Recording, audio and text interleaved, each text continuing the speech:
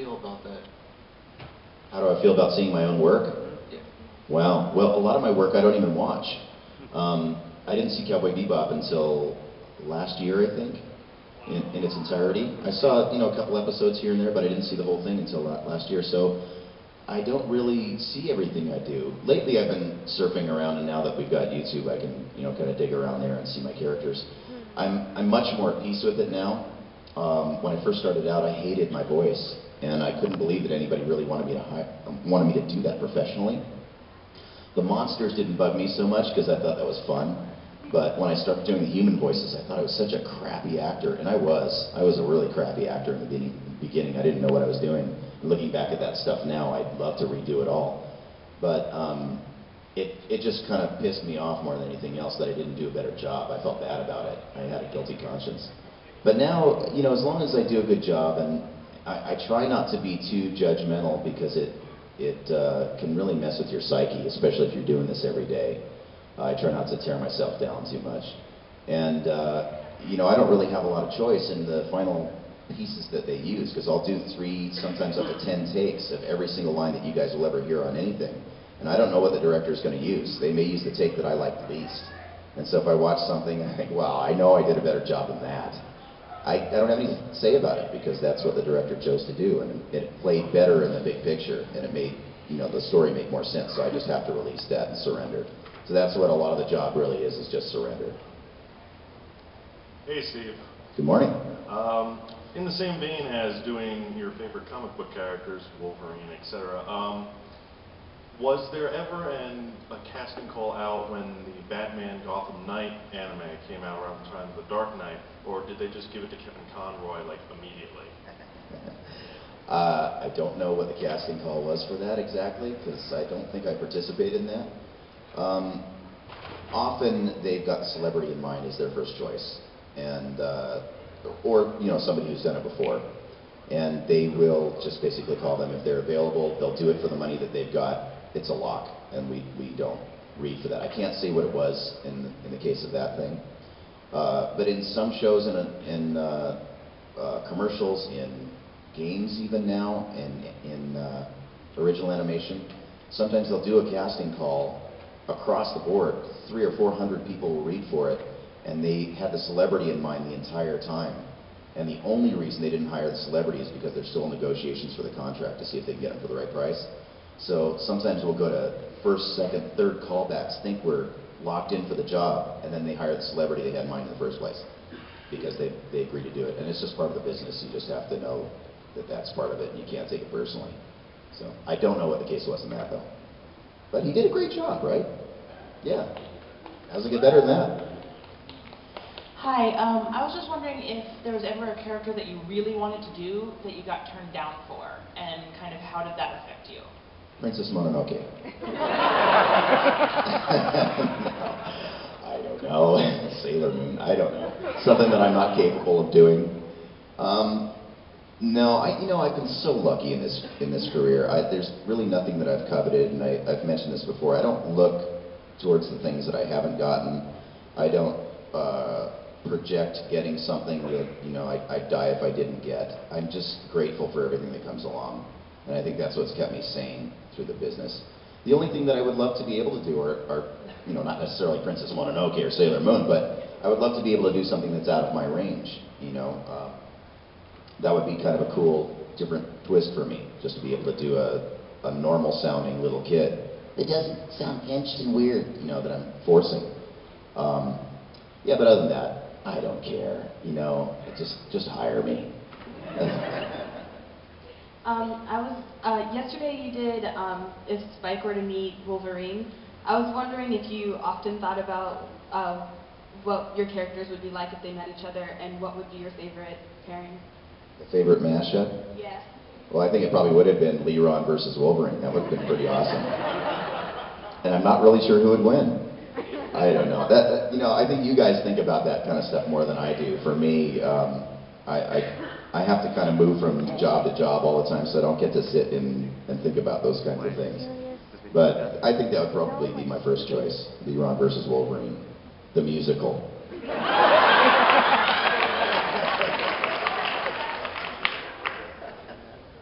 Hi. I was wondering exactly how long did it take you to get a trainer, and what's the, not, what's the, how hard can it be to work with a director? Okay. The first question was, what did it take for me to get a trainer? How long did it take for you to get a trainer?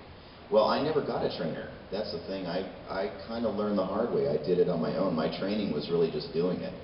I went in when there wasn't a lot of money in it. There still isn't a lot of money in anime, but these guys just needed bodies in the room that could make noise, and I could do that. And I was able to lip sync. And so it was 20 years of training, so I never had a specific trainer. I took one class once with some animation directors, and oddly enough, I'm working with them now. They're my friends. They don't remember me from way back when. I was very green and really crappy. But I only took one class, and so I didn't do training in the traditional sense. I wouldn't recommend it just because it took 20 years, literally, before I could do it full time, if that's what your passion is. What was the other question? I'm sorry. How hard can it be to work with a director? Oh, my relationship with directors has actually always been really good. I've heard horror stories. I have some friends that have problems with very specific directors. And a lot of guys, a lot of actors, especially actors that have done a lot of on-camera stuff and have done a lot of theater stuff in a professional level, Broadway and stuff, they tend to have issues with directors that will give them what they call line reads, which is basically the director will do the part and they expect you to parrot it back. And they take offense to that. They want to bring their own thing to it. My philosophy is to do the job the way they want the job to be done. I will give them my version of it, and then if they don't like that, they can give me all the line reads they want. If we get what we want and we can move on and everybody's happy, I'm a very happy guy. So I don't have a problem with that. I've never had a problem with the director, personally. They're my friends. We get along really well, and even the new directors, I just try to please them. I try to do what they want. It's my job to make them happy and to make the story work. So that's always been my philosophy, and I'll never change from that. And you know, I don't have any problems that way. You think? Because it's almost over. Okay. For voice actors It's and almost over here. actresses wannabes, do you have any advices? Do I have an advice on for? Any advices? Well, like I said before, that would be a whole session in itself. So I would suggest that go onto my website and check out that page. And there's a lot of information on that page that will pretty much give you a roadmap on what not to do and sort of how to go about it. The other thing I would say is Yuri Lowenthal and Tara Platt wrote a book called Voiceover Voice Actor. And it's kind of a step-by-step process of how the business works and you know all the pitfalls to avoid. And I would recommend picking that up. It's like $20. It'll save you a fortune in trainers that want to take your money and not do anything for you. So the best advice I would give is to do it because you love it. And persistence. You just have to do it long enough where people remember your name. And but first of all, do it because you love it and don't think about the money. And do it in whatever capacity you can. It doesn't have to be professional. Who is your voice acting idol? I have a lot of voice acting idols, and I'm so lucky to be working with them now. You know, a lot of people that I've looked up to my whole career, I'm actually getting to work with in the booth now. I think Frank Welker was my first voice acting idol. If you guys aren't familiar with Frank's work, he basically does the voice of every creature you've ever heard.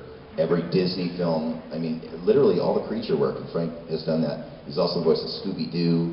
He's now the voice of Megatron in Transformers. And I love Frank for so many reasons. First and foremost, once I met him, I worked with him on Scooby-Doo, and that was like a childhood dream come true. And sitting in the same room with this guy and finding out that he's actually a nice man, he actually gave me his contact information the first time I met him and said, if you have any questions, call me, because this is a tough business, give me a call, and we'll talk about it. And I'm working with him now on Transformers, and just one of the nicest, most genuine, incredibly talented people I've ever met. But there's so many. Oh my God. And Tom Kenny also, just because I was such a huge SpongeBob fan. And Charlie Adler. I mean, these guys are my heroes, and I get to work with them every day, and now they're my friends too. So it's pretty cool working with your heroes. It's off topic, if that's okay. No problem. Working on my NBA bracket, who do you say is going to go to the finals for the NBA? LeBron.